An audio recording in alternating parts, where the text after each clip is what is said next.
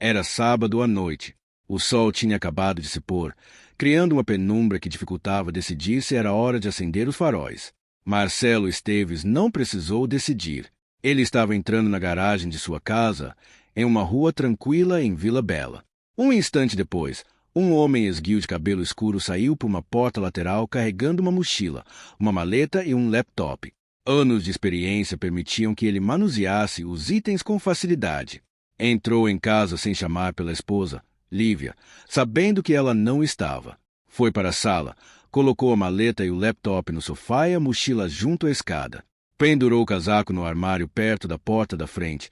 Depois tirou o paletó e a gravata, desabotoando os primeiros botões da camisa. Ele acabará de voltar de uma reunião regional de gerentes das indústrias ABC, embora, tecnicamente, não fosse gerente, e sim o analista de sistema sênior. Seu supervisor, bom em organizar a equipe, mas sem noção de informática, exigirá sua presença na reunião em Campinas. Ele dissera à esposa que voltaria na segunda-feira, alegando que a reunião seria seguida de seminários no fim de semana. Tinha suas razões para isso e não queria voltar cedo demais. Arrependido de não ter levado roupas confortáveis na viagem, sabia que Lívia questionaria o motivo. Agora, em casa, tomou banho e vestiu jeans e uma camisa polo. Depois de uma refeição rápida com sobras e uma garrafa de cerveja, leu o jornal local na sala, aparentando ser o marido relaxando após uma viagem. Na verdade, estava ganhando tempo, lidando com uma crise pessoal. Já superara a negação, mas ainda enfrentava raiva, barganha, depressão e aceitação. Passava da meia-noite quando limpou a cozinha, percebendo que era procrastinação. Sem encontrar outra saída, vestiu uma jaqueta leve e foi até a porta lateral. Lembrando-se de algo, voltou à sala, enviou um e-mail do laptop e então saiu de casa. Após 5 minutos na garagem, partiu com o carro, o portão fechando atrás de si. Às 7h37 da manhã, a operadora do 190 de Vila Bela atendeu uma chamada. Polícia Militar. Emergência. Qual é a sua emergência? Uma voz feminina, que parecia jovem, respondeu. Preciso da polícia. Acho que aconteceu um crime. Onde a senhora está? Perguntou a operadora. Estou no orelhão na Avenida do Parque, perto do Parque dos Bandeirantes. Respondeu. A operadora, percebendo a conexão ruim, perguntou. Qual crime foi cometido? Senhora? A senhora foi atacada ou roubada? A jovem hesitou antes de responder. Não foi comigo. Estou bem. Eu estava correndo no parque, na estrada de acesso às áreas de piquenique, e vi um carro estacionado lá. As portas estavam abertas, as luzes acesas e havia muito sangue. A operadora, agora muito interessada, perguntou. Uma ambulância será necessária? Há feridos? Não havia ninguém, só o carro vazio e o sangue. Alguns segundos depois, acrescentou. Não olhei muito ao redor, fiquei com medo de alguém aparecer. Então corri para este orelhão para ligar. A senhora fez o certo. Uma viatura está a caminho e deve chegar em menos de 10 minutos. Por favor, aguarde os policiais para mostrar o local exato. Alarmada, a mulher respondeu. Não vou esperar. E se eles vierem atrás de mim? Vou para casa. E desligou. A operadora olhou para a tela quando a ligação caiu. Droga, espero não ter desviado policiais de algo mais importante. Por volta das 2h, o detetive Pedro Neves chegou à casa dos Esteves. Uma mulher loira entrava na garagem quando ele desceu do carro. Ele rapidamente se aproximou. Com licença, procuro a senhora Esteves. Ela se virou, puxando uma mala do carro, e respondeu. Sou Lívia Esteves. Nos conhecemos? Não. Senhora, sou o detetive Pedro Neves, da Polícia Civil de Vila Bela. Estamos tentando localizar seu marido, Marcelo Esteves. O carro dele foi encontrado abandonado no Parque dos Bandeirantes esta manhã. Ele mostrou o distintivo e a identidade. Lívia pareceu preocupada, mas disse, Marcelo está em Campinas. Ele sempre deixa o carro no aeroporto. Deve estar enganado. O detetive insistiu. Temos certeza de que é o carro dele. A placa e o chassi batem com o registro. Confusa, ela caminhou até a porta lateral. Se é o carro dele, deve ter sido roubado no aeroporto. Não sei mais o que dizer. Neves insistiu. Quando a senhora falou com seu marido pela última vez? Poderia ligar para ele agora para confirmar se está em Campinas? Ele tem celular? Lívia parou, pousou a mala e vasculhou a bolsa em busca do telefone. Ele me ligou ontem de manhã de Campinas. Vou ligar agora. Ela discou, mas um telefone tocou no bolso do detetive. Ele atendeu. Alô, senhora Esteves. Surpresa, ela perguntou. Como o senhor está com o celular do Marcelo? Neves respondeu. Não posso entregá-lo. É evidência num possível crime grave. Foi encontrado no carro de seu marido. Lívia, agora mais preocupada, perguntou. Crime grave? O que quer dizer? O carro de seu marido foi encontrado com as portas abertas e um furo de bala. Precisamos encontrá-lo para descartar que seja vítima ou suspeito. A senhora pode ligar para o hotel dele em Campinas? Lívia pegou a maleta e disse, claro, o número do hotel está na minha agenda. Ele sempre fica no mesmo Holiday Inn. Entre, vamos resolver isso. Dentro da cozinha, ela rapidamente encontrou o número e ligou para o hotel. Mas, depois de desligar, virou-se para o detetive. A maleta e o laptop do Marcelo estão na sala. Não entendo. O detetive, pensativo, chamou o colega. Oi, Daniel. É o Pedro. Preciso de um mandado de busca para a casa dos Esteves. Temos que determinar se o senhor Esteves é vítima ou suspeito. Traga aqui o mais rápido. Vou aguardar. Desligou e sentou-se diante de Lívia. Mandado de busca. O senhor pode revistar o que quiser. É só pedir. Quero que encontre meu marido. O detetive respondeu. Preciso seguir o protocolo. Se seu marido estiver envolvido em algo ilegal, qualquer prova encontrada sem mandado não poderá ser usada no tribunal. Lívia, irritada, disse, ilegal? Marcelo não está metido em nada ilegal. Ele trabalha com computadores. Neves perguntou, por que ele voltou à cidade sem avisar? Lívia empalideceu e sussurrou, não pode ser. Em pânico, disse, não tenho a menor ideia de por que ele voltou mais cedo. Só sei que ele não está envolvido em nada ilegal. O pânico cresceu. Marcelo pode estar ferido em algum lugar. Vocês precisam encontrá-lo. O detetive, com mais delicadeza, disse, ainda não temos certeza de nada, senhora Esteves. Preciso fazer as coisas direito. Todos os nossos policiais estão procurando seu marido. Por que a senhora não faz um café enquanto esperamos o mandado? O tom simpático acalmou Lívia, que começou a preparar o café. No entanto, ela voltou a ficar tensa quando ele disse, enquanto tomamos café, poderia me contar como passou as últimas 48 horas? Precisamos dos depoimentos de todos os envolvidos. Neves esperou alguns minutos antes de pedir um depoimento preliminar. Eles se sentaram à mesa da cozinha, bebendo café, enquanto ele descrevia as condições do carro de Marcelo, incluindo o furo de bala e o sangue. Disse que o sangue sugeria que um segundo tiro atingira o corpo, que estava caído sobre lenha ao lado do carro, e que a bala estava sendo examinada. O carro havia sido guinchado para uma inspeção mais detalhada, e o legista e os peritos criminais ainda trabalhavam no local. O detetive Daniel Campos, parceiro de Neves, chegou com um mandado de busca e 2 técnicos forenses. Começaram uma busca minuciosa na casa dos Esteves, na garagem e no carro. Neves combinou com Lívia recolher a lâmina de barbear e a escova de dentes de Marcelo para comparação de DNA. Lívia estava tão abalada que Neves pediu que ela permanecesse no sofá enquanto terminavam a busca. Depois de 1 hora, decidiram levar apenas a maleta, o laptop e as amostras de DNA de Marcelo. O laptop estava protegido por senha. Senhora Esteves, a senhora sabe a senha do laptop de seu marido? Lívia, esperançosa em ajudar, disse. Costumava ser o primeiro nome, o sobrenome e o ano de nascimento dele, Marcelo Esteves, 1971. Deve funcionar. Nenhuma das variações funcionou. Neves a tranquilizou. Nossos técnicos darão um jeito. Os itens foram guardados na van da perícia. Neves sentou-se com Lívia para tomar seu depoimento. Então, senhora Esteves, preciso de algumas informações básicas sobre seu paradeiro neste fim de semana.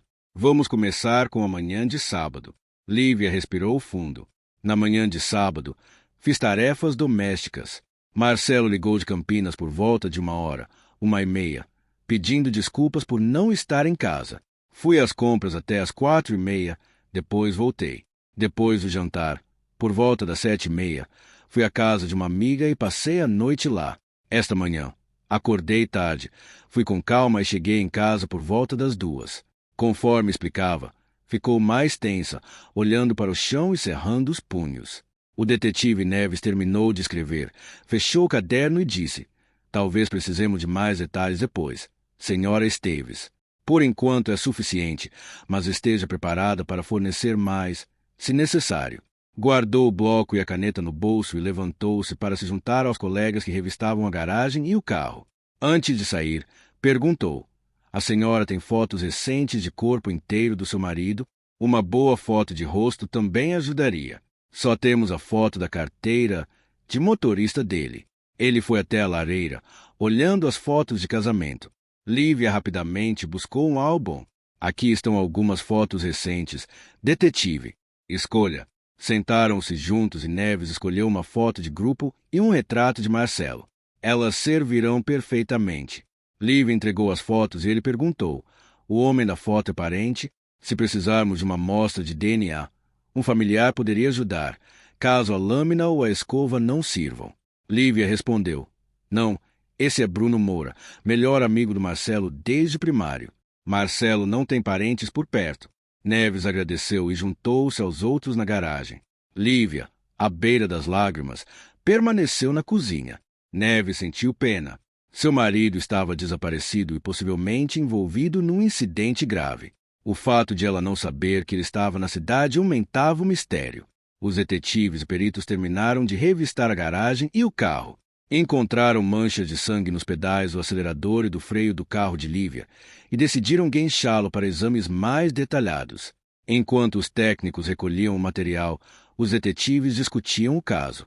Neves, de frente para a porta lateral, disse ao parceiro: qual a sua opinião sobre a senhora Esteves? Tenho minhas dúvidas, especialmente com o sangue no carro dela. O parceiro respondeu: ela parecia uma esposa preocupada, mas é difícil saber agora. Não devemos tirar conclusões precipitadas. Neves decidiu: vamos ver a reação dela quando contarmos sobre o sangue e o guincho do carro. Bateram e entraram na cozinha, surpreendendo Lívia, que estava ao celular. Ela desligou rapidamente. Vocês voltaram? Pensei que tivessem terminado. Neves disse: encontramos manchas de sangue nos pedais do seu carro. Vamos guinchá-lo para uma inspeção completa. Espero que não se importe. Lívia pareceu chocada. Sangue no meu carro? Eu não vi sangue nenhum. Neves respondeu: precisamos saber como foi parar lá. Se estiver relacionado ao ocorrido no parque, vamos pressionar por respostas. Além disso, precisaremos dos sapatos que a senhora usou hoje. Não vou ao parque há semanas. Não entendo como pode haver sangue no meu carro. Ela entregou os sapatos e então afundou numa cadeira, cobrindo o rosto e soluçando. Ambos os detetives perceberam que precisavam de mais informações e se despediram, deixando Lívia na cadeira da cozinha. O que você acha, Daniel? Ela é uma esposa preocupada ou uma boa atriz? Percebeu que ela estava ao telefone e desligou depressa. Daniel Campos sacudiu a cabeça. Não sei, Pedro. Ela parece sincera, mas se o sangue no carro for do marido, ela pode estar envolvida. Devemos conversar com amigos e vizinhos. Talvez alguém saiba de algo. Ela provavelmente estava falando com a melhor amiga. Sim, investigar por aí pode ajudar. Quero saber por que ele voltou mais cedo. Essa pode ser a chave. O detetive Neves embalou os sapatos como prova. Como tinham vindo em carros separados, voltaram à delegacia sozinhos, cada um tentando dar sentido às pistas. Passaram o resto do turno com relatórios. Na manhã seguinte, Pedro e Daniel chegaram cedo, ansiosos para mergulhar no caso. Foram recebidos com os laudos da perícia e do legista. Levou uma hora para lê-los. Os laudos apontam na mesma direção, mas não devemos nos apressar. Vamos ver o que mais podemos encontrar no computador. Enquanto isso, devemos falar com o advogado e os colegas de trabalho dele. Daniel concordou, e foram visitar o advogado de Marcelo, Roberto Gomes, que rapidamente lhes concedeu alguns minutos. Não posso discutir a situação legal de meu cliente. O que precisam? O detetive Neves disse: precisamos da confirmação destes e-mails enviados para o senhor do computador de Marcelo Esteves. Queremos garantir que não são apenas rascunhos. Ele entregou 4 páginas. O advogado confirmou. São originais. Posso confirmar o recebimento. Os detetives agradeceram e voltaram para o carro, trocando sorrisos. A caminho das indústrias ABC, Pedro disse: como você mencionou, o cônjuge costuma estar envolvido, mas ainda temos trabalho a fazer. No local de trabalho de Marcelo, foram conduzidos à sala do supervisor. O detetive Campos tomou a dianteira. Estamos investigando a descoberta do carro de Marcelo Esteves no Parque dos Bandeirantes. O senhor deve ter lido a respeito. Temos algumas perguntas. O chefe de Marcelo garantiu cooperação. Marcelo é um funcionário valioso. O que precisam saber? Primeiro, Marcelo deveria ficar em Campinas até sexta-noite. Ele teria participado de seminários no sábado e no domingo. Precisamos confirmar a agenda. O chefe respondeu prontamente. Marcelo não tinha nenhum evento programado para o fim de semana. Eu esperava que ele voltasse na sexta à noite. O detetive anotou e prosseguiu. O senhor notou algo de incomum no Marcelo ultimamente? Alguma preocupação? O chefe pensou por um instante e respondeu. Marcelo parecia ter muita coisa na cabeça recentemente. Perguntei se tinha problemas, mas ele disse que estava tudo bem. Ele tem estado muito taciturno. Imaginei que fosse só excesso de trabalho. Os detetives agradeceram e voltaram ao carro, sentindo que estavam progredindo.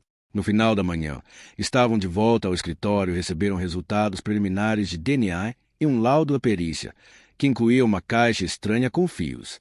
Com mais peças do quebra-cabeça no lugar, revisaram suas anotações e informações numa sala de interrogatório. Confiantes de que tinham uma compreensão melhor, decidiram visitar Lívia Esteves novamente. Por volta das 3 da tarde, foram à casa dos Esteves sem avisar, para pegá-la desprevenida. Lívia pareceu assustada ao vê-los. Detetives, encontraram meu marido? Ligo para o sargento a cada 2 horas. Ele não tem nada a relatar. O detetive Neves respondeu. Não, mas fizemos algum progresso. Gostaríamos de fazer algumas perguntas. Lívia, constrangida, disse. Claro, entrem. Farei o possível para ajudar. Na sala, o detetive sentou-se diante dela. O detetive Campos abriu o caderno e perguntou. Há algo que queira nos contar sobre o seu relacionamento com Bruno Moura? Lívia empalideceu. O quê? Bruno é o melhor amigo do meu marido. É apenas meu amigo. O detetive Neves perguntou calmamente. A senhora está tendo um caso com Bruno Moura? Lívia, ainda mais pálida, gaguejou. Absolutamente não. Como podem me perguntar isso? O detetive levantou-se. O detetive Campos disse. Precisamos que venha à delegacia para um depoimento formal. Lívia entrou em pânico. O quê? Estou presa. Por que tenho que ir à delegacia? A senhora não está presa ainda. Precisamos de um depoimento oficial. Pode chamar um advogado, se quiser. Lívia respondeu depressa. Não preciso de advogado. Irei à delegacia. Farei o que for preciso para ajudar a encontrar Marcelo. Lívia acompanhou os detetives até o carro. Uma vez na delegacia, levaram-na a uma sala de interrogatório mal iluminada, projetada para criar um ambiente negativo. Vamos pedir que aguarde aqui enquanto reunimos os documentos. Tem certeza de que não quer um advogado? O detetive Neves deu-lhe outra chance de decidir. Ela recusou, balançando a cabeça, os olhos azuis cheios de lágrimas. O detetive saiu da sala garantindo que as câmeras estavam ligadas. O detetive Campos disse ao seu comandante: quero uma boa gravação de tudo o que for dito. Acho que vamos resolver este caso. Pedro Neves aproximou-se com as pastas. Vamos tomar um café primeiro. Deixe que ela tenha um pouco de tempo para refletir. Os 3 homens concordaram e passaram 20 minutos na lanchonete discutindo o caso e planejando o interrogatório.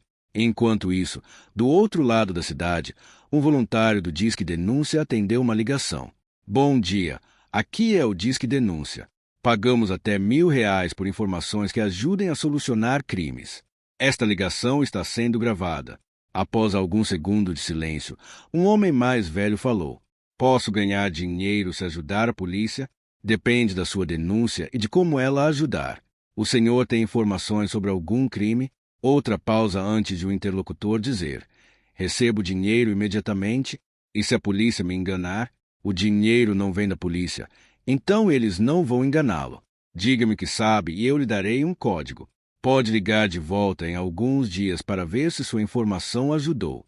O homem pareceu frustrado. Preciso do dinheiro agora. Preciso de pinga. Se o senhor precisa de comida, posso orientá-lo para um abrigo. Não é comida, é pinga, daquelas de R$ 5 a garrafa. O voluntário sorriu, mas disse, se a sua informação for boa, poderá comprar muita pinga. Tudo bem, vou esperar. Eu vi alguém jogar uma arma no rio, debaixo da ponte da Rua 3. Foi domingo de manhã. Ele tinha um rifle e 2 pás. O voluntário perguntou, foi no lado leste da ponte? Ele jogou na água? Sim, ele simplesmente jogou do cais. Posso descrevê-lo. Era grande, cabelo loiro. E o carro era azul escuro. A placa começava com A e SS, mas esqueci o resto. O voluntário anotou as informações e disse, tenho tudo o que precisamos. Seu número é 127. Ligue de volta em alguns dias e informaremos se ajudou a polícia. O voluntário retransmitiu as informações ao oficial de ligação com a polícia. Em menos de 1 hora, o mergulhador foi enviado e encontrou os objetos rapidamente. A arma foi levada ao laboratório criminal, onde foi vinculada à cena do crime no Parque dos Bandeirantes. Um relatório foi enviado aos detetives e um técnico recuperou as 2 pás do depósito de objetos apreendidos. Quando os detetives saíam da lanchonete, foram abordados por um escrivão que entregava os laudos de balística e do Disque Denúncia. Detetives, temos a arma usada no tiroteio do Parque dos Bandeirantes. O relatório em anexo pode levá-los ao autor. O escrivão entregou os relatórios. Campos e Neves os examinaram. Depois verificaram os registros de veículos no computador. Pedro, vamos nos dividir. Eu interrogo nossa convidada na sala de interrogatório e você pode pedir que um policial uniformizado traga o Sr. Moura para ser ouvido. Parece um bom plano. Daniel, as coisas estão se encaixando bem. O detetive Campos reuniu os relatórios e foi para a sala de interrogatório onde Lívia Esteves aguardava. Enquanto isso, seu parceiro providenciou um policial para ir à casa de Bruno Moura. Logo estavam a caminho. Na sala de entrevista, Lívia estava sentada calmamente, sem demonstrar medo ou tristeza. Desculpe por fazê-la esperar. Senhora Esteves, esta sala é monitorada e gravada, disse o detetive Campos. Ela respondeu, não me importo, não tenho nada a esconder. Campos disse, ótimo, vamos começar. A senhora está tendo um caso com Bruno Moura? Sim ou não? Os ombros de Lívia caíram e ela desviou o olhar. Sim, sussurrou. Campos mostrou a ela documentos do laptop de Marcelo. Temos provas do seu caso.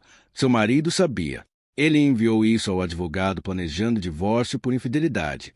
Este mapa mostra suas visitas à casa de Moura. Lívia pareceu chocada. Como Marcelo soube? Campos ergueu um pequeno dispositivo.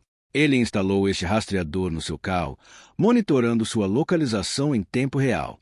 Ela encarou o aparelho. Marcelo sabia há semanas que queria o divórcio. Começou a chorar. Campos continuou. Marcelo documentou suas interações com Moura.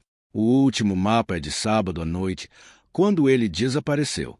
Ele enviou um e-mail ao advogado dizendo que ia confrontá-la e temia ser preso. Lívia disse, mas Marcelo nunca apareceu na casa do Bruno.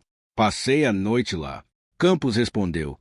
Resultados preliminares de DNA mostram que o sangue no parque é dele. Encontramos a arma usada, ligada ao seu amante. A questão é por quanto tempo vai acobertar isso. Lívia insistiu. Bruno não fez nada com Marcelo. Ficamos juntos a noite toda. Campos acrescentou. Também encontramos sangue do seu marido no seu carro e nos seus sapatos. Meu parceiro está indo buscar o Sr. Moura agora. Quem nos contar o que aconteceu e onde encontrar o corpo de Marcelo receberá um acordo melhor.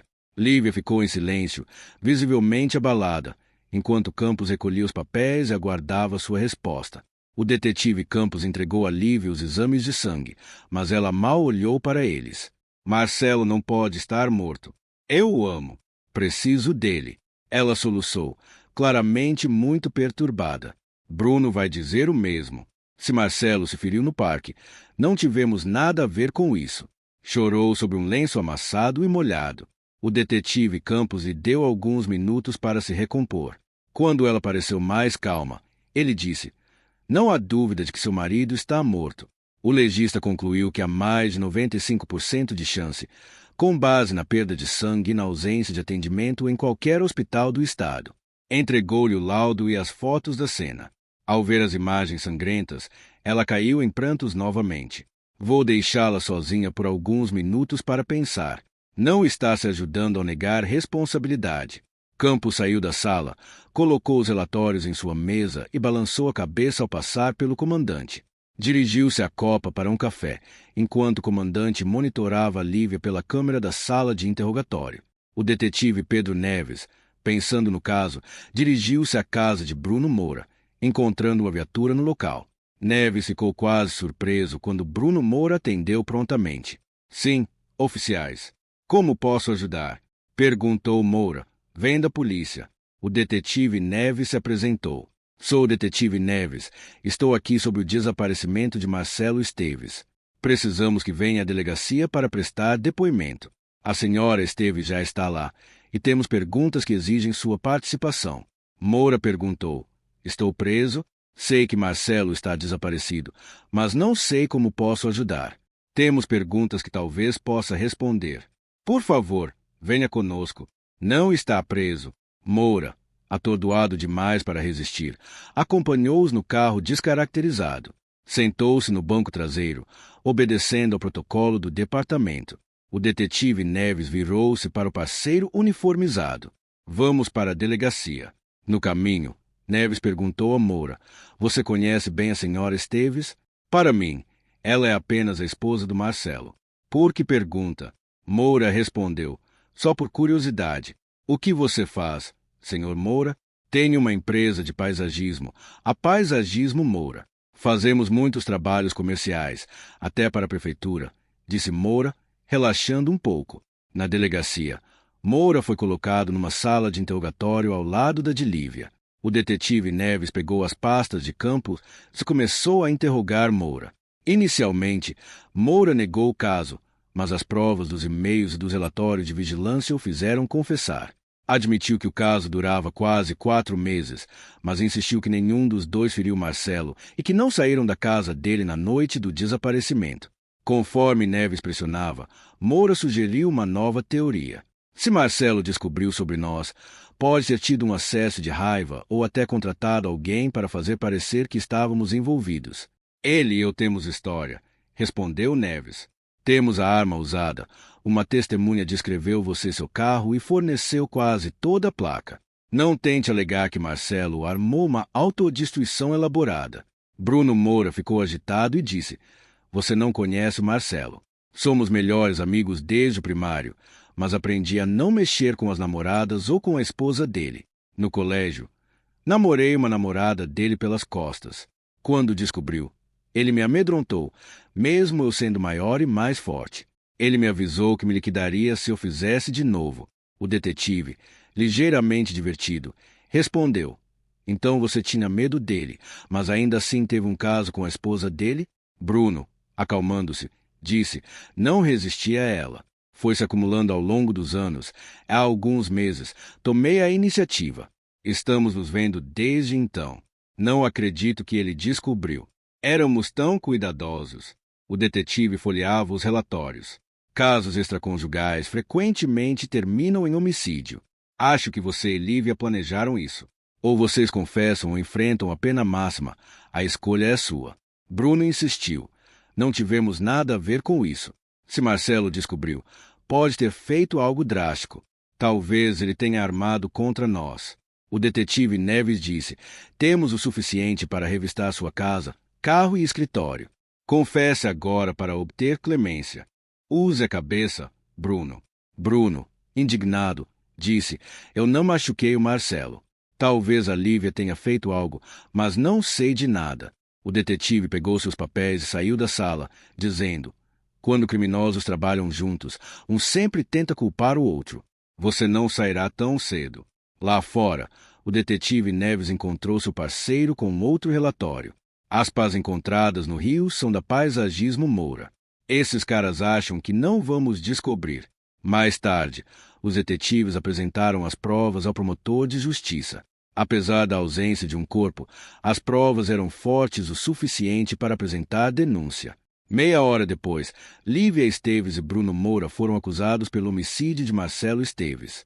Proclamaram sua inocência enquanto seus direitos constitucionais eram lidos. Após a audiência de custódia, Lívia e Bruno foram fotografados fichados, sem que ninguém precisasse lhes dizer para não sorrir. Enquanto eram conduzidos de volta às celas, falaram pela primeira vez desde a acusação. O que vamos fazer, Bruno? Eles não podem acreditar que fizemos algo com Marcelo. Podem? Perguntou Lívia, ainda fungando. Precisamos de advogados, ou talvez compartilhar um, para economizar, já que somos acusados da mesma coisa. Mas isso está tudo errado. Acho que Marcelo armou para nós, disse Bruno, frustrado. Você não pode acreditar nisso, pode? Porque Marcelo chegaria a tais extremos. Perguntou Lívia, chocada. Acho que você não conhecia o Marcelo tão bem quanto pensava. Estou impressionado que ele não tenha feito algo drástico quando soube de nós. Se eu imaginasse que ele descobriria, não teria tocado em você, respondeu Bruno, balançando a cabeça. Bruno contou a Lívia sobre um incidente passado, quando namorara secretamente a namorada de Marcelo, de pé junto às grades da cela, separados por uma parede de concreto pela qual podiam conversar com facilidade. Não acredito que Marcelo faria isso.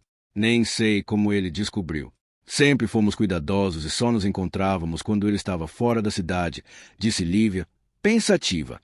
Lamento tê-lo traído. Mesmo que ele não esteja morto, quero o divórcio, acrescentou, a voz sumindo de emoção. Bruno ouviu seus soluços e disse, Lívia, pare com isso. Você sabia dos riscos quando foi à minha casa. Estava ciente das consequências. Ela se aquietou e disse suavemente, você tem razão. Só espero que ele me perdoe. Após uma pausa, Lívia sugeriu, posso ligar para Roberto Gomes, nosso advogado. Talvez ele possa nos representar e dividir os custos. Concordaram, e Lívia pediu a um agente penitenciário para fazer a ligação. No entanto, Roberto Gomes recusou, devido ao seu envolvimento no processo de divórcio de Marcelo, recomendando um colega, Basílio Santos, em seu lugar. Lívia concordou, e Santos estava a caminho. Bruno ficou satisfeito com a notícia e agradeceu a Lívia. Aguardaram nas celas até que Basílio Santos, um advogado experiente, chegou. As apresentações foram breves e Santos revisou as acusações. Então, vocês estão sendo acusados pelo homicídio de Marcelo Esteves. O que os policiais lhes disseram? Perguntou Santos. Senhora Esteves, a senhora primeiro. Apenas os pontos principais. Lívia contou sua história, terminando em lágrimas. Não tive nada a ver com isso. Amo Marcelo.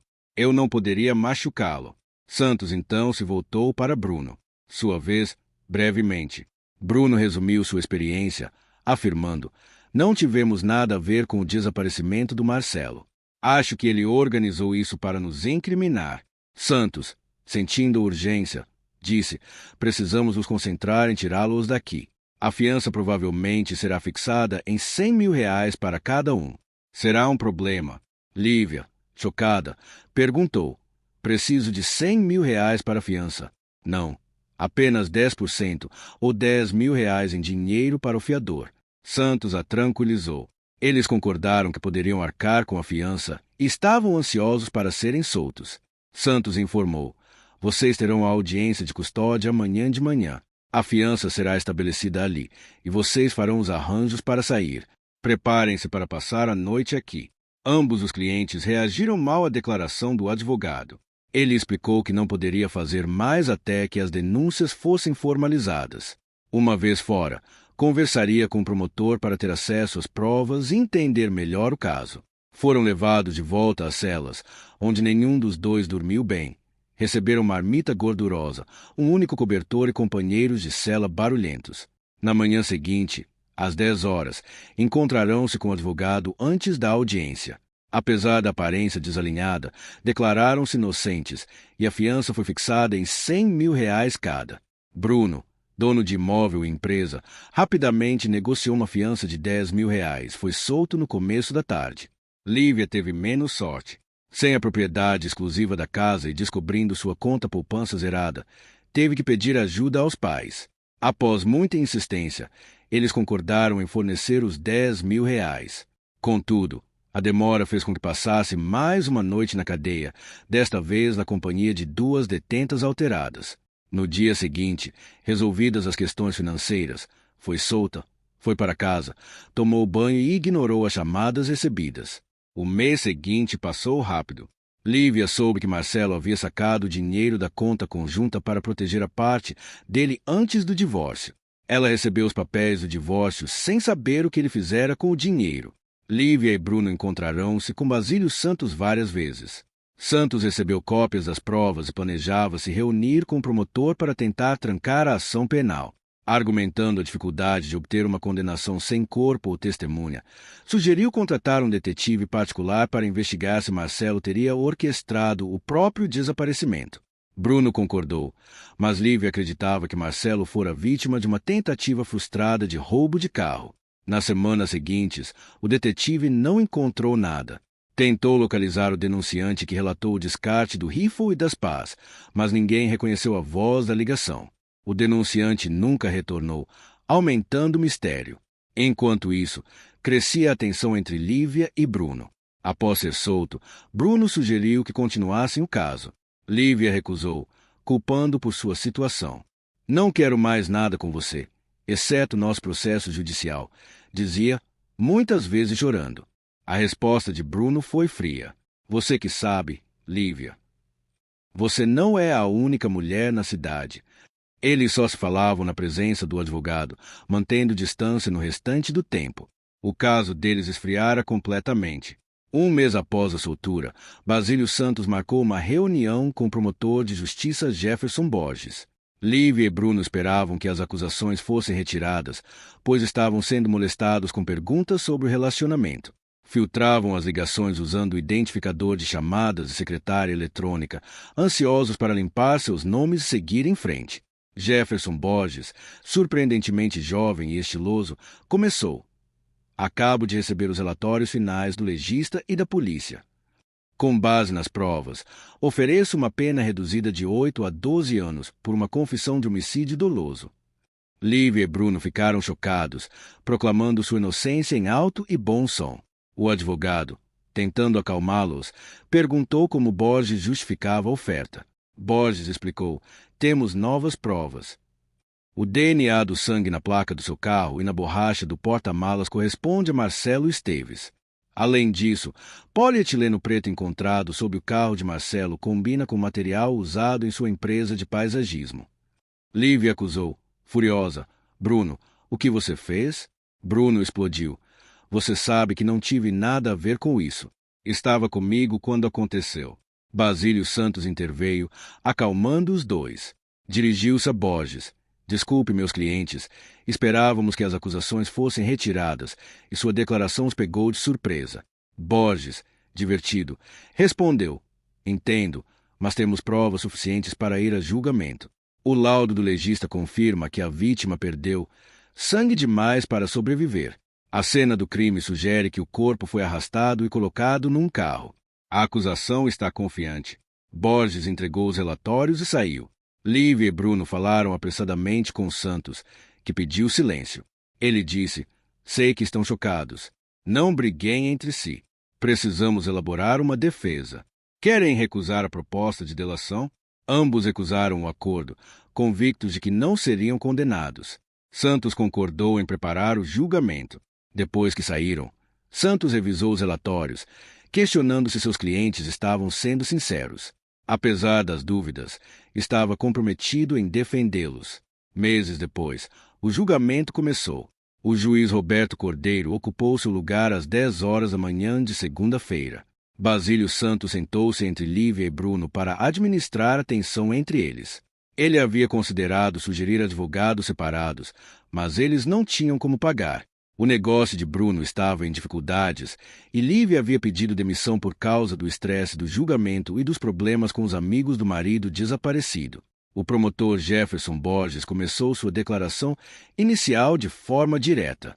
Senhores jurados, não temos o corpo de Marcelo Esteves, mas pretendemos provar que ele está morto e que os réus são culpados por seu homicídio. Revelou que os réus tiveram um caso extraconjugal, que Marcelo Esteves descobriu, o que o levou a pedir o divórcio. Embora não estivesse claro como ou quando Marcelo descobriu, vestígios em seu computador mostraram que ele sabia quando e onde se encontravam. E-mails documentaram seus esforços de rastreamento, preparativos financeiros para o divórcio e sua intenção de confrontá-los. Não podemos determinar exatamente quando se encontraram, mas sabemos o resultado. As provas sugerem que se encontraram na residência do Sr. Moura, onde o Sr. Esteves foi incapacitado, colocado no banco do passageiro e levado ao Parque dos Bandeirantes. Lá, levou um tiro na parte superior do tórax, provavelmente enquanto estava inconsciente. Foi arrastado do carro, jogado ao chão e baleado novamente, desta vez atingindo a artéria carótida. Fotos impactantes mostrarão seus momentos finais. Nesse ponto, Lívia Esteves perdeu a compostura, exigindo a intervenção do juiz Cordeiro para restaurar a ordem. Borges continuou. Após o segundo tiro, o Sr. Esteves foi envolto em plástico, arrastado do local e colocado no porta-malas do carro do Sr. Moura. Foi levado para um local desconhecido e enterrado. A arma do crime e as pás foram jogadas no rio, mas um cidadão preocupado as denunciou, levando a polícia a recuperá-las. A análise forense confirmou a presença dos réus na cena do crime. Sangue do Sr. Esteves foi encontrado no carro do Sr. Moura e nos sapatos de Lívia Esteves. Borges concluiu. A defesa alegará que não estavam no local, apoiando-se no álibi um do outro. Estou confiante de que perceberão a verdade e os considerarão culpados. Basílio Santos contra-argumentou, enfatizando a presunção de inocência e instando o júri a focar nas provas. Apesar de seus esforços, a declaração do promotor causou forte impacto. A primeira testemunha, um perito em informática, testemunhou sobre os e-mails e mapas que Marcelo Esteves usou para rastrear os encontros da esposa com o Sr. Moura. O dispositivo de rastreamento, descrito na carta de Marcelo ao seu advogado, registrava com precisão locais e horários. Essas provas envergonharam Lívia Esteves, enquanto Bruno Moura parecia entediado. O interrogatório de Santos pouco rendeu, pois o dispositivo e os e-mails eram incontestáveis. Repórteres tomavam notas, especialmente sobre o rastreador, antecipando o interesse dos leitores. Após um intervalo prolongado para o almoço, o julgamento foi retomado com o depoimento da operadora, dos 190 e dos 2 policiais que primeiro atenderam à ocorrência. Forneceram fatos básicos, sem dramaticidade, sobre a descoberta do carro de Marcelo Esteves. A intensidade do julgamento aumentou quando os detetives e o legista descreveram a cena do crime, apoiados por grandes fotografias mostrando buracos de bala, sangue e marcas de arrasto. O legista detalhou a perda de sangue, estimando de 3 a 4 litros, e descreveu jatos de sangue indicando uma artéria cortada. Concluiu que Marcelo Esteves estava morrendo quando Lívia Esteves perdeu o controle e gritou: "Não, o Marcelo não pode estar morto." Sua explosão forçou o juiz a adiar o julgamento até a manhã seguinte. O segundo dia começou com o perito médico continuando seu testemunho, concentrando-se nos exames das amostras de sangue. Após 15 minutos, o promotor Jefferson Borges encerrou suas perguntas, passando a testemunha ao advogado de defesa, Basílio Santos.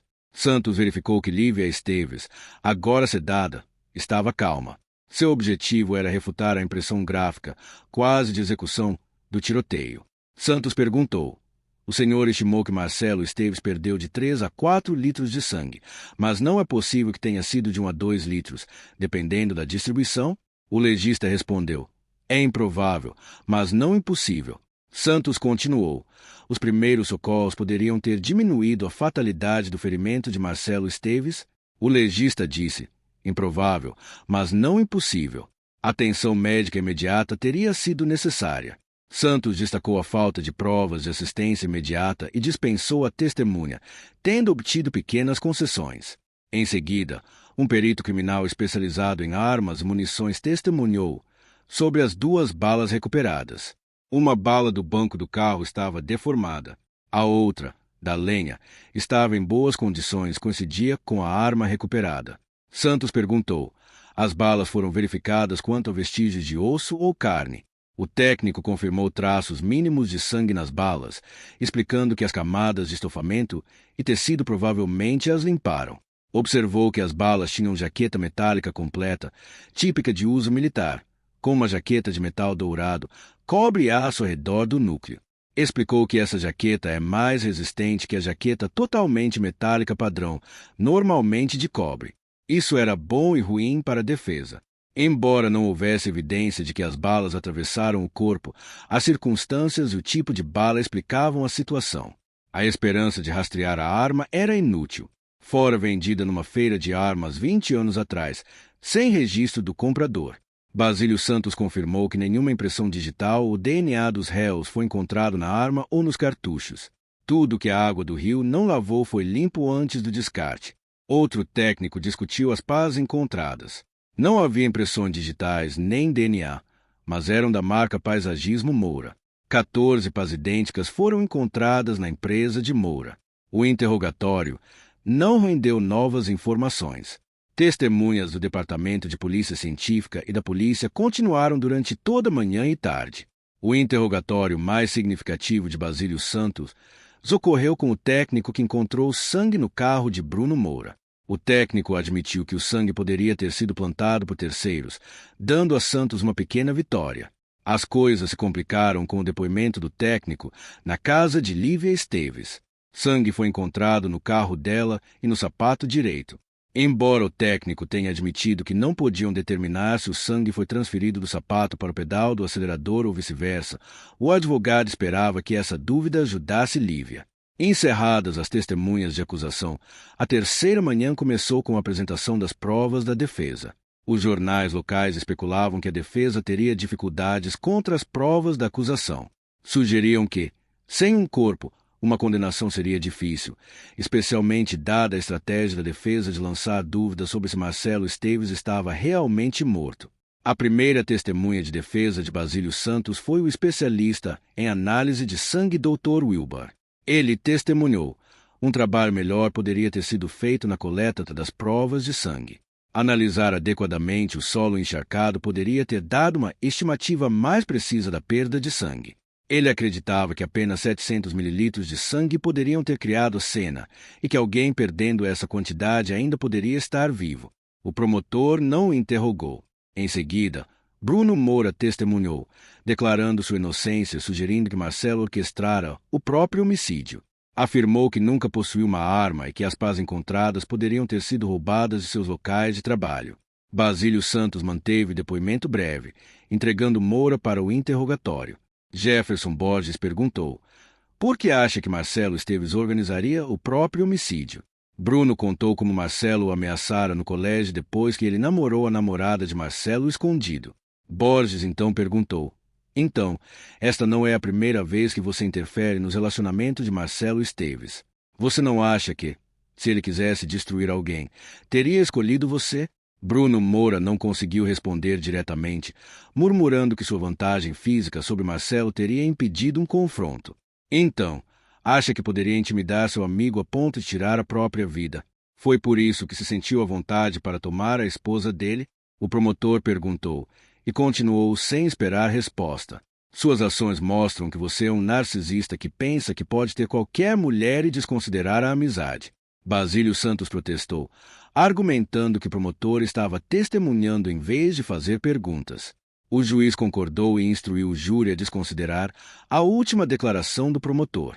Apesar disso, Bruno ficou visivelmente perturbado, mas deixou o depoimento sem mais comentários. Basílio Santos percebeu que o testemunho de Bruno saíra pela culatra, mas esperava que o de Lívia pudesse ajudar. Lívia, mais controlada, declarou enfaticamente não estar envolvida em qualquer ataque ao marido e sugeriu que ele poderia ter sido vítima de roubo de carro. Basílio optou por não fazer perguntas adicionais. O promotor perguntou a Lívia onde a senhora estava entre a meia-noite de sábado e as 2 da tarde de domingo. Lívia, envergonhada, respondeu: estava com Bruno Moura na casa dele das 8 da noite de sábado até cerca de 1h30 da tarde de domingo. Não respondeu exatamente a pergunta. Conte-nos o que fizeram da meia-noite de sábado até o domingo. Lívia, perturbada, disse: eu estava no quarto do Bruno à meia-noite. Estávamos, sabe, fazendo aquilo. E quanto tempo isso durou? Pressionou o promotor. Provavelmente até depois de 1 da manhã. Lívia admitiu, envergonhada. E depois? Ele perguntou. Dormimos até umas 15 para 6, disse ela. O senhor Moura estava na cama quando acordou? Sim, ele estava lá. Ficamos ocupados de novo e voltamos a dormir por volta das 6:30. Depois levantamos às 11. Lívia disse rapidamente. Então a senhora o acordou para fazer de novo às 6:30? O promotor esclareceu. Lívia, constrangida, respondeu. Não, ele já estava pronto. O promotor, vendo a reação do júri, continuou. Diga-nos exatamente como acordou. Lívia, resignada, disse. Eu simplesmente comecei a fazer aquilo com ele. O promotor deu o golpe final. A senhora disse que ama seu marido. Isso é verdade? Após o enfático sim de Lívia, ele continuou. Passou a noite com o melhor amigo dele enquanto ele tirava a própria vida. Como podemos acreditar que não se envolveu no fim da vida dele? Lívia chorou baixinho, sem conseguir responder. O juiz Cordeiro encerrou seu sofrimento perguntando se havia mais perguntas. Como não havia, o juiz anunciou um recesso para o almoço.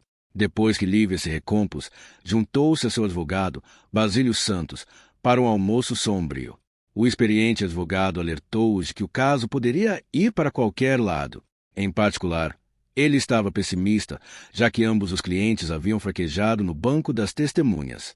A sessão da tarde terminou rapidamente quando Santos anunciou que não havia mais testemunhas de defesa. Ambos os advogados prepararam suas alegações finais. O promotor enfatizou as provas esmagadoras contra os réus, enquanto a defesa destacou a natureza circunstancial do caso, a ausência de um corpo e a falta de um motivo claro.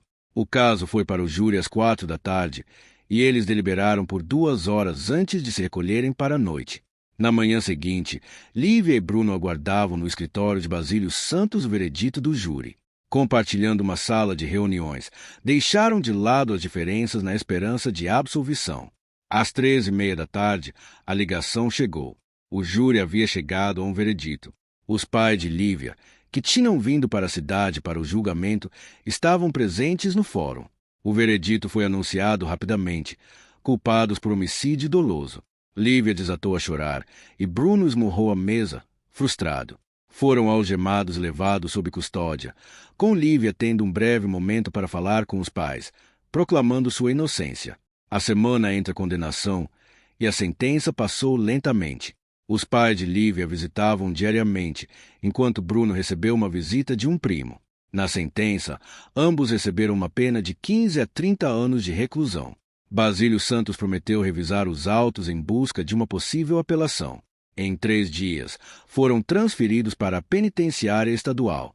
A unidade de Lívia tinha boa reputação, mas a de Bruno tinha histórico de rebeliões. Com o fim do julgamento, a cobertura da mídia cessou e Lívia Esteves e Bruno Moura desapareceram da atenção pública. Alguns meses depois, Basílio Santos e Jefferson Borges se encontraram para tomar algo. Refletindo sobre o caso, Santos expressou surpresa com as condenações. Acreditava que as histórias consistentes dos réus sugeriam inocência. Borges respondeu: o júri não acreditou neles. Tento não levar esses casos para o lado pessoal, a menos que envolvam crimes particularmente hediondos ou crianças. Este caso não foi pior, mas não gerou muita simpatia pelos réus. 1 ano depois, uma notícia relatou um grande tumulto na penitenciária de Bruno. Bruno havia sido esfaqueado durante a rebelião e transferido para o hospital com o pulmão perfurado.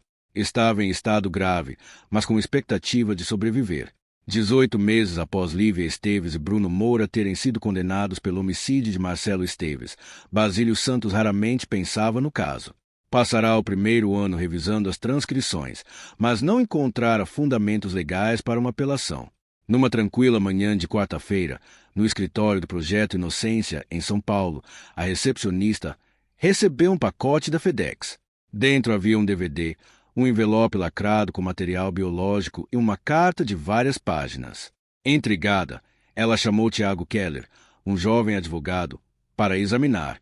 Tiago, vestido informalmente, levou o pacote para sua sala. Estava no Projeto Inocência há 1 ano, fazendo pesquisa jurídica. Gostava de ajudar os condenados injustamente. Sentado à sua mesa, leu a carta. A carta endereçada ao Projeto Inocência começava: em relação às condenações de Lívia Esteves e Bruno Moura, não sei por onde começar, então começarei do início.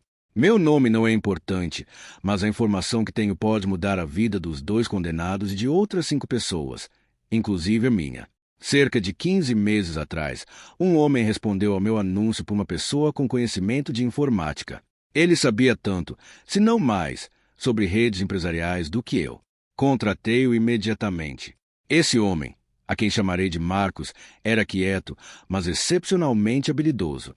Em 2 meses, minha empresa cresceu 50% graças aos esforços dele e às longas horas de trabalho.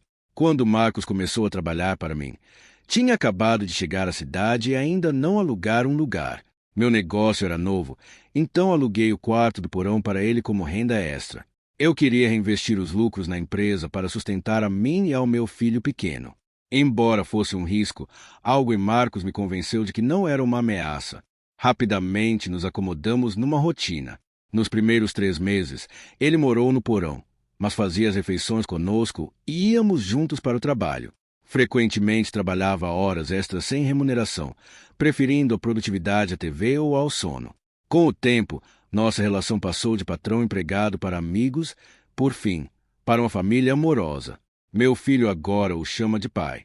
Desde o início, senti que algo perturbava profundamente Marcos. Numa tarde tranquila, tranquei a porta do escritório e o chamei, determinada a descobrir o que o incomodava. Ele acabou confessando que fugia de um casamento fracassado. Sua esposa o traíra com um grande amigo, e ele quase cometera uma autodestruição homicida por causa disso. Nossa conversa o ajudou a superar o passado. Começamos a namorar nos fins de semana, mantendo papéis separados durante a semana. Depois de um mês, ele se mudou do porão para o meu quarto e nos tornamos uma família. Apesar disso, eu sentia que ele ainda escondia algo. Nosso relacionamento ficou mais forte e Marcos tornou-se uma figura paterna para meu filho, que precisa de um pai amoroso. 4 dias atrás, Marcos desmaiou no trabalho e foi diagnosticado com um problema cardíaco que exige cirurgia. Uma vez estabilizado, foi levado para um quarto particular, onde compartilhou sua história, com medo de que ela morresse com ele se não sobrevivesse à operação. Ele me contou isso ao longo de um dia. Assim que concordei em compartilhar sua história com vocês, ele pareceu aliviado. Agora, enquanto ele dorme, estou digitando esta carta com nosso filho adormecido ao seu lado. Preciso terminar isso esta noite, criar um DVD e enviar tudo a vocês até o meio-dia de amanhã, garantindo que não possa ser rastreado até nós. A história de Marcos começou quase 2 anos atrás. Ele estava casado e feliz com Lívia por quase 6 anos quando notou uma pequena mancha roxa no seio direito dela.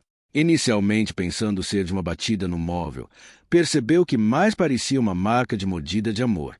Sabendo que não era dele, passou a noite perturbado por vários cenários de como a mancha surgira. Esses pensamentos o acompanharam no dia seguinte no trabalho. Quando chegou ao escritório, sentiu-se tolo por suas suspeitas. Não tinha provas de irregularidade e achou que era tudo circunstancial. Pouco antes do almoço, o gerente de entregas lhe trouxe um dispositivo de rastreamento para avaliar a melhoria do serviço de entregas. Marcos rapidamente decidiu como testá-lo. 3 dias depois de instalar o dispositivo no carro da esposa, ele verificou o monitor enquanto estava no trabalho. Ela dissera que ia às compras, mas o rastreador mostrou que fora a casa de Bruno Moura. 1 hora depois, o carro dela ainda estava lá. Desconfiado, ligou para ela. Quando ela disse que estava fazendo compras, ele soube que algo estava errado. Naquela noite, ouviu a história falsa dela sobre as compras, sentindo-se enjoado, mas decidiu não tirar conclusões precipitadas. Observou-a por mais uma semana enquanto viajava a negócios, rastreando seu carro por 3 estados até a casa de Bruno, das 8 da noite às 2 da manhã. Ela mentiu dizendo que estivera em casa a noite toda. A confirmação da infidelidade dela o devastou. Quando voltou, considerou a destruição. Sabia que Bruno era um mulherengo, mas nunca pensou que ele fosse atrás de Lívia. A traição partiu seu coração. Naquela noite, visitou a viúva idosa da casa ao lado sob o pretexto de pedir uma chave emprestada. Pegou um revólver escondido na caixa de ferramentas do falecido marido dela. Marcos pretendia usá-lo para eliminar Bruno e Lívia, e depois a si mesmo. Decidiu esperar até pegá-los juntos. Encomendou seu próprio dispositivo de rastreamento para devolver aquele que estava avaliando. Felizmente, Lívia e Bruno não se encontraram por mais uma semana, dando a Marcos tempo para repensar. Nesses dias, elaborou um plano melhor: incriminá-los por homicídio. Passou uma semana planejando e reunindo suprimentos.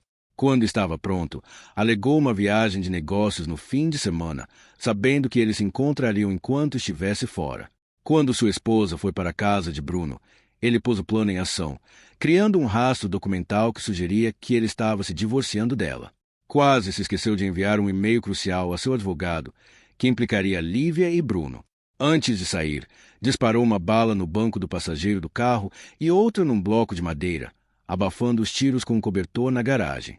Esse passo pareceu um alívio, marcando o início de sua vingança. Vocês deveriam procurar artigos de jornal arquivados na internet. Marcos acompanhou o julgamento diariamente e disse que a maior parte da história foi documentada pelos repórteres do tribunal. Ele acredita que uma revisão completa da transcrição judicial esclarecerá tudo. Primeiro, ele dirigiu seu carro até um parque perto da casa de Bruno e encontrou um local isolado. Tinha uma grande bolsa de ginástica com todo o material para seu plano. Espalhou tudo numa mesa de piquenique, cobrindo com um cobertor velho.